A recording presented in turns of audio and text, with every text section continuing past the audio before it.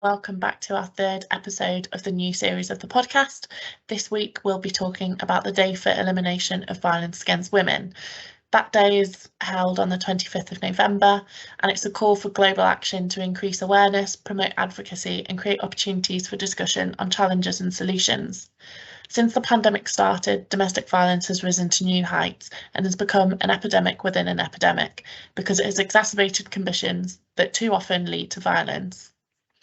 When we talk about violence against women, the UN General Assembly defines violence against women as any act of gender-based violence that results in or is likely to result in physical, sexual or psychological harm or suffering to women, including threats of such acts, coercion or arbitrary deprivation of liberty, whether occurring in public or in private life. Here are some brief examples to help you understand the sort of topics that we'll be covering today. So violence against women can be anything from intimate partner violence, sexual violence and harassment, human trafficking, female genital mutilation and child marriage. In this episode, we're joined by Allan Westcott, Community Safety Officer of Domestic Abuse Policy and Partners in Communities, and Julie-Ann, who is the HR and OD Development Advisor at NYCC. Allan's doing huge amounts of work to end gender violence in North Yorkshire communities, and Julie-Ann has played a big part in creating an open work culture at NYCC as wellbeing lead, where employees who are experiencing domestic abuse can speak freely and be supported in the workplace. So, would you be able to both just give me a quick introduction of yourselves and your roles? Yeah, sure. If I start, as you've introduced me, Nock, and my name's Allan Westcott. I've been working for the County Council for just over a year in community safety with a focus on domestic abuse. My key role is to bring in the legislative requirements under Part 4 of the Domestic Abuse Act 2021. So that's focusing on setting up the governance arrangements for our new partnership board, looking at strategy for safe accommodation, and a whole raft, if you like, of wider and broader elements around commissioning services to support survivors and victims of domestic abuse and their children cope and recover from these harms. So that's part of what I do. Thank you so much, Al. And Julie-Ann?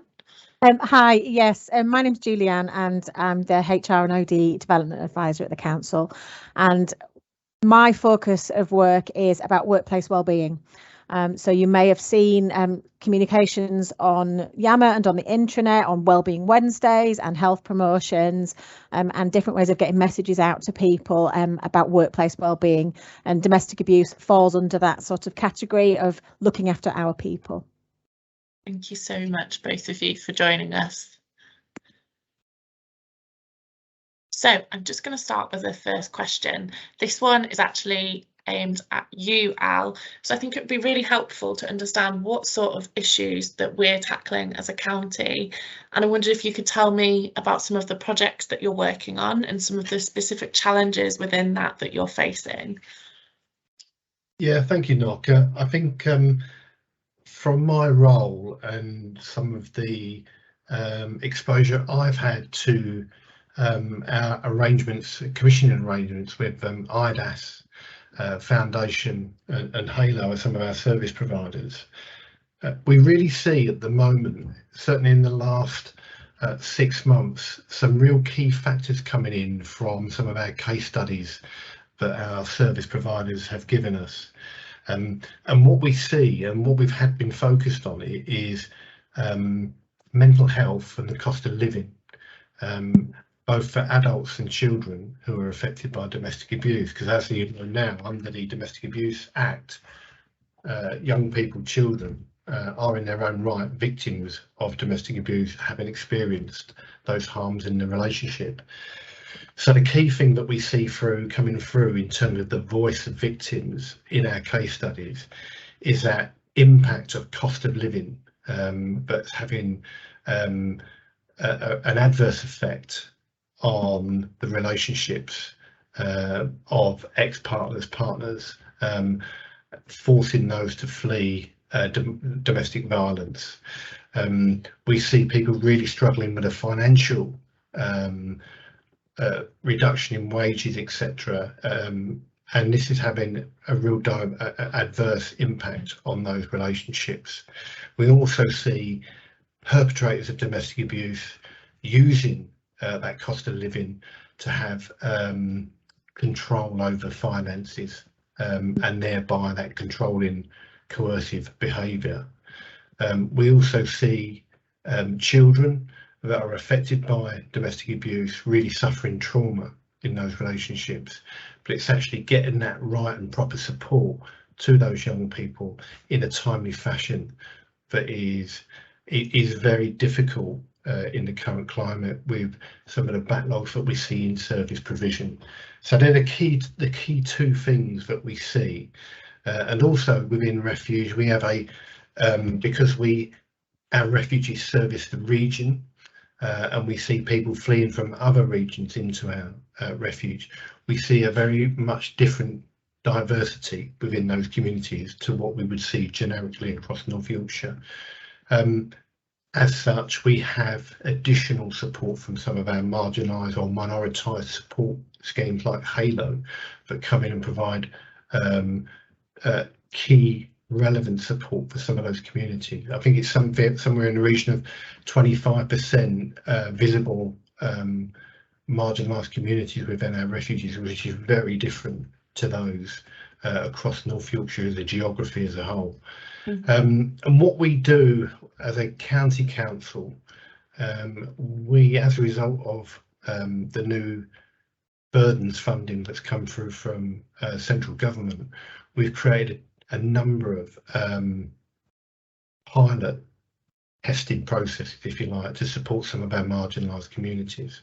So at the moment we have created a post within the county council that is launching what we call a domestic abuse housing alliance, which is an accreditation scheme for housing for domestic abuse victims and survivors. It's a whole sort of 7-point plan for housing providers with housing stock, if you like, to undertake a delivery plan of 7 key principal areas. These are policy for domestic abuse, these are training staff that go in, even down to the maintenance workers having an awareness of what domestic abuse looks like, so that they can flag up anything that just doesn't look or feel right on their visits to housing, people that are living in rented accommodation.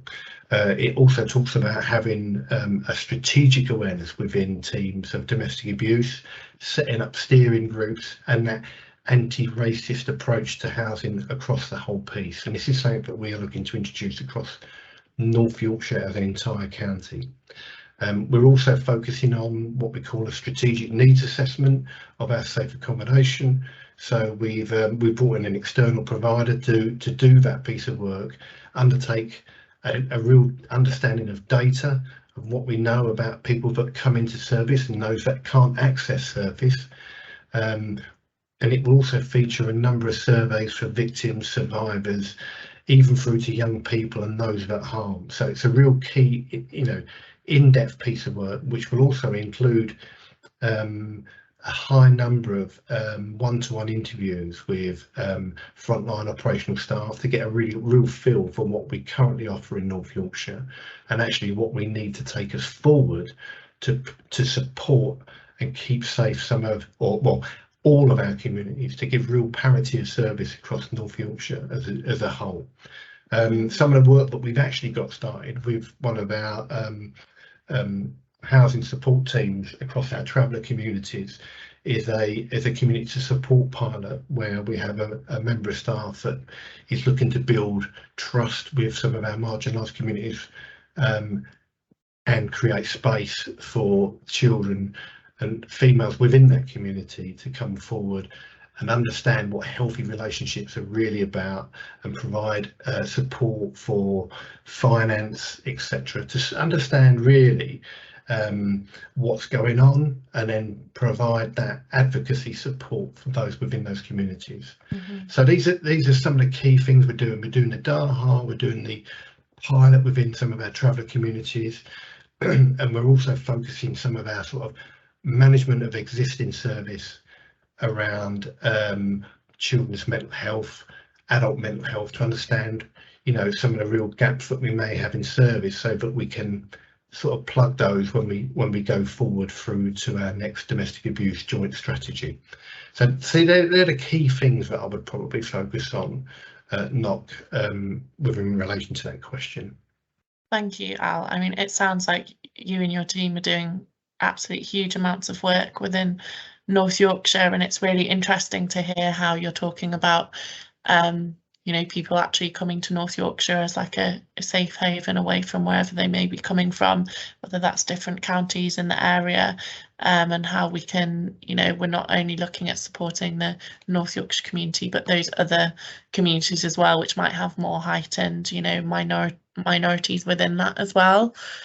And I think the project that you're working on with the Gypsy Roma traveller community sounds really interesting as well. It sounds like you've got someone who's sort of gaining the trust of a community and be like preventative in a way. If it's about, it sounded when we talked last time, you were saying that they're going to be doing educational things on like how to know what domestic violence looks like. Yeah, so this is what we want to try and do. Not we want to, you know, we want to use some of our partners within the local communities, for example Selby, Northallerton, using some of those locations that local community safety teams have to take those families out of the sites, if you like, to a safe location where they can open up talk, coffee mornings, where we can then introduce some key support agencies to kind of build knowledge and awareness and trust. These are the real big things for us over the next 2 years, about building that trust within some of our Gypsy Roma traveller communities,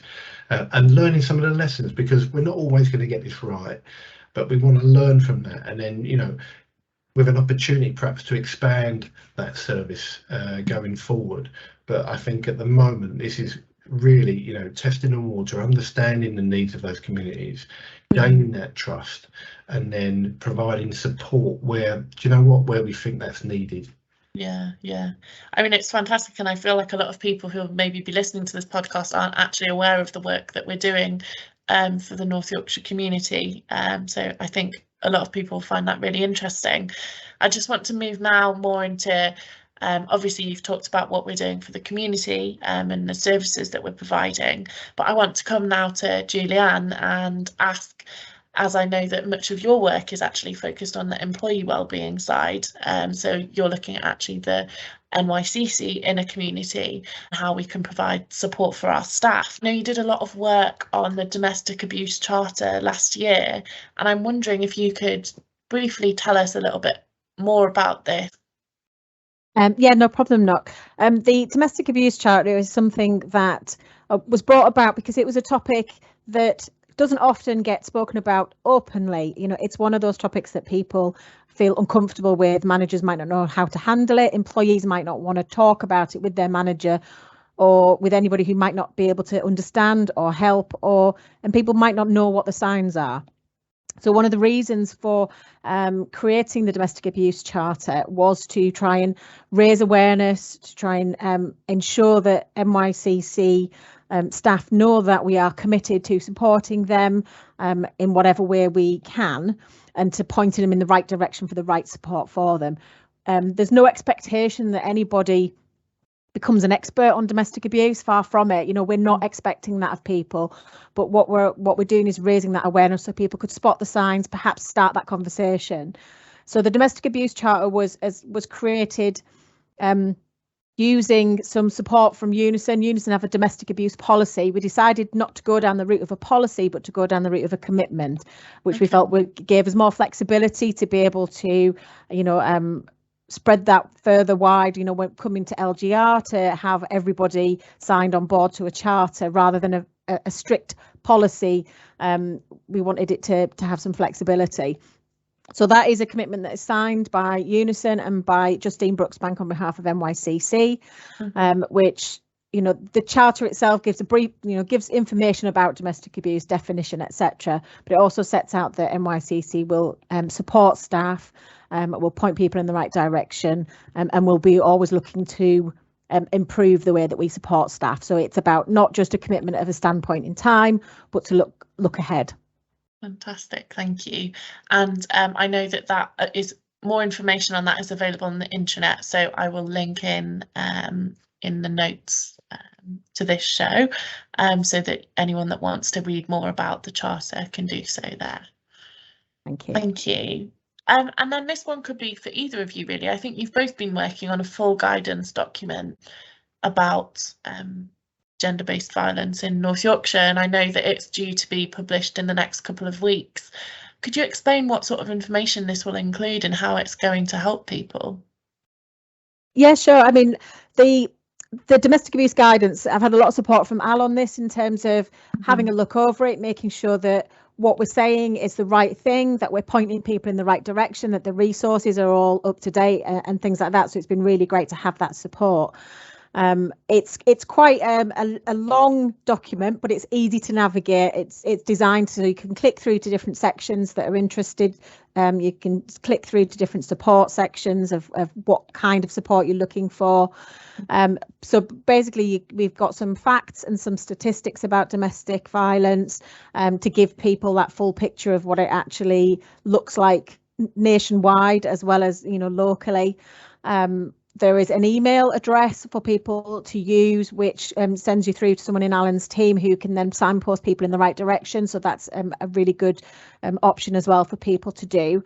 There's information in there about the signs that you might spot either at work or at home. You know, what kind of things might you see that might be an indicator, but it also has the caveat of this could also mean something else. So it doesn't necessarily mean a domestic violence issue, but it raises that awareness. There's information for managers and staff on what should I do if I suspect this is an issue, what kind of thing might I start a conversation with, how might I need to be more sensitive with certain conversations. And it also, there's a lot of information there about the different resources available. So it's got the local resources, you know, IDAS, it's got information that is available nationwide. It's got information that is specific to certain groups, so about ethnic minorities or support for children or for elder abuse or financial abuse. It's also got a section about perpetrators, so the support that's available for perpetrators and, you know, what would happen if somebody, you know, admitted to being a perpetrator, what should happen. So lots and lots of information in there. It's going to be a guidance document on the intranet, but it will also in due course be converted into a learning package for Learning Zone as well. Fantastic. But you know, whether Al, you want to say anything about that, but it's been great to have Al's support on that. Yeah, just to reiterate what you said, Julie-Ann, it's a great document. It's not too lengthy. It's easy to navigate through. And in addition to that, what I would say is if you've got any concerns or queries, just drop me a line on the email that's on the document, because I pick it up mostly every day. What I would say, if it is something in terms of an urgent issue that someone's at risk or in harm, I would absolutely recommend that we go through the emergency process of calling the police if there is an urgent welfare or concern raised about someone that's in immediate harm. But you know, if it doesn't look right and doesn't feel right, then there's something that's not right, I would suggest.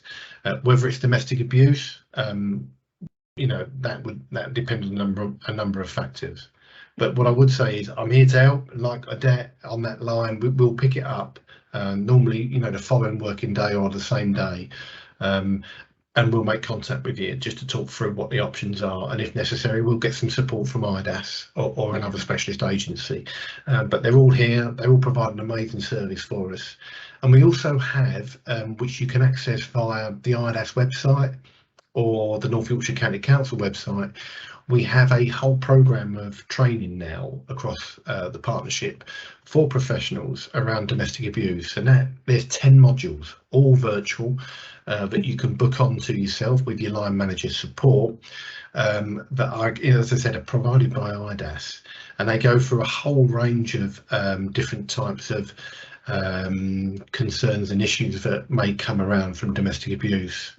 For example, we have the signs and indicators, which is the kind of entry level, if you like, awareness of domestic abuse.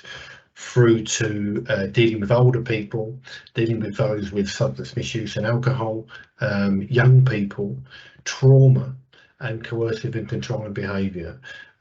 So there's a whole array of training options that kind of come across as a whole day virtual online workshops through to the trauma input, which is a 2-hour input.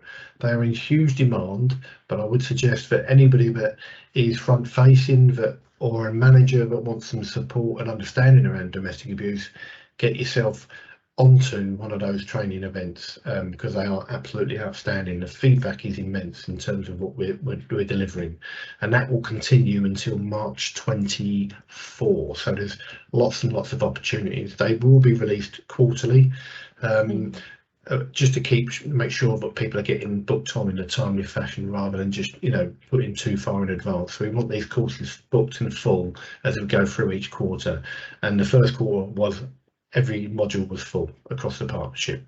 So get yourselves on those courses, that's what I would say. That's really great to hear that there's been such good uptake of those courses as well. Thank you, Al. And you sort of touched on my next question already. I was going to ask, we said at the very beginning that over the last couple of years, I think in the UK, there's been a surge of domestic violence against women. I think one thing that's exacerbated it has been the pandemic, and this everything being at home and people being stuck at home, and then you've also now talked about the impact of the cost of living crisis as well. What would you advise someone to do if a colleague or a friend shares that they're experiencing domestic violence, and what would you advise someone who is experiencing themselves to do? I know you talked briefly there about the emergency procedure and contacting the police, and you've also mentioned IDAS, but is there anything else that people should know just so that they can be aware, so that one, they're able to offer support to a friend or colleague if needed, because it may be that they're not in a management position, so they may not be going on that training, although my understanding is that anyone can take that training. Is that right? Absolutely. Any professionals can take that training. Everybody, okay. Whether you're a volunteer working for North Yorkshire County Council, whether you work for the City of York Council, whether you work for North Yorkshire Police, whether you work for education, children, anywhere, all partners are welcome to come on board with this training. And I think just knock in terms of, what would you do if you think, somebody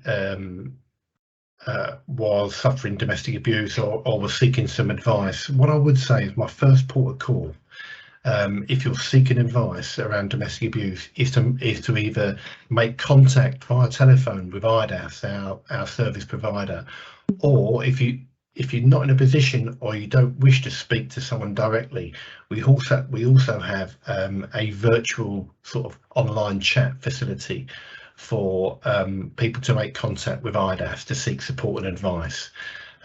But it really is a case of if you don't think it's right, if you think there's something wrong, then human instinct is so important. It really is. And no one is expecting you to be a professional. No one is expecting you to know everything there is or anything around domestic abuse.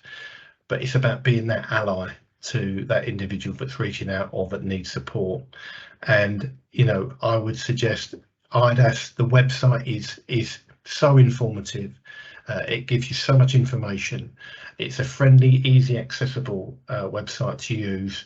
And the direct numbers on there for the IDAS hub, where when you call that number, you will get through to a domestic abuse practitioner who will navigate you through what sort of questions or approach you should take when supporting someone that may be in an abusive relationship or suffering domestic abuse. The caveat to that is that if someone is in immediate danger, then my advice would always be to ring 999, because we just don't know how serious the situation can be so quickly. And I think, if there is any doubt in terms of the safety of an individual, then we must consider that approach first of all. Thank you so much. It's really, really informative, and hopefully people will take away a lot of useful information from this. I know I'm definitely going to go and sign up for the IDAS course on the Learning Zone, because I think that it would be hugely beneficial. And as you said, Al, as an act of allyship, it's something that we can all do, just to be able to offer that extra support to our friends and colleagues. So I just wanted to thank both of you again for joining me on this podcast. It's been great to chat, and if anyone watching this wants to be part of future NYCC and Me podcasts, please just send me an email, and we cover all sorts of different topics. So if there's something that you particularly want to speak about, just get in touch and I'm sure we can make it happen. So thank you very much.